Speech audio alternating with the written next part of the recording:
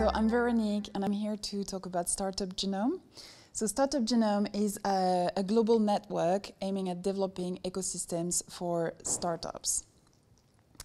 So they started in Silicon Valley, and what they realized there was that there was a massive discrepancy in the concentration of startups and of funding and of exits. So San Francisco is drowning in millionaires, well, if you're a tech founder, obviously. And then they looked at data to analyze the extent of the issue, and they realized that San Francisco, New York, London, Beijing, Boston, Tel Aviv, and outside of that, there is a massive gap between the cities that are very well funded, that have access to the talent and to the money, and elsewhere. And so their thinking was, that doesn't make things very fair for other locations. So 68% of all value created by startup ecosystems is concentrated in the top 10. At the same time, they looked at revenue for startup in the early on stage and realized that the ones that were focused globally were growing twice as fast as the ones that were just focused locally, and that a lot of this was based on the founders' access to a network or based on their own networks. So what they decided to do was some more research and more data, because they love data and research, and to map out those concentration points and realize that a lot of the cities in what we would call, the north were very well served in terms of network, of funding, but the cities in what we would call south weren't as well.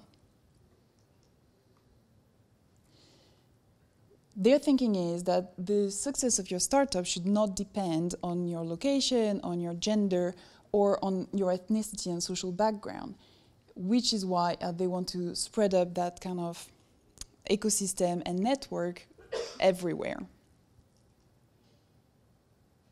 So this is why they looked particularly at the genome part, which is, same as for human beings, the building blocks of what makes up a successful ecosystems. And they keep researching this across many cities, get mandated by governments and local authorities in order to carry out the research, and end up having this very broad view of what makes a successful ecosystem versus one that is struggling a bit more. So what they do every year is that they set out a report. So in the one from 2019, they did a global ranking. I'm not sure if you can see at the back of all the ecosystems. And behind this, there is a thorough analysis according to several verticals. Sorry. I'm going to have to accelerate. This is the report. You can find it on the website. The purpose is to change the concentration through building communities and sharing stories. So by unearthing the local stories and by gathering founders and investors, then they're hoping to make that balance a bit more fair.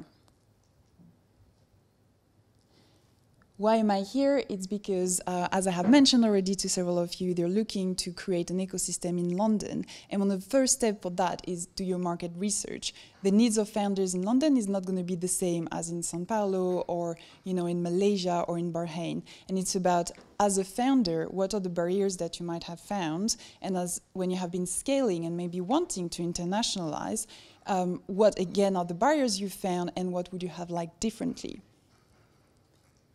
So if you want to give me some information about that later, I would love to listen to it. Thank you.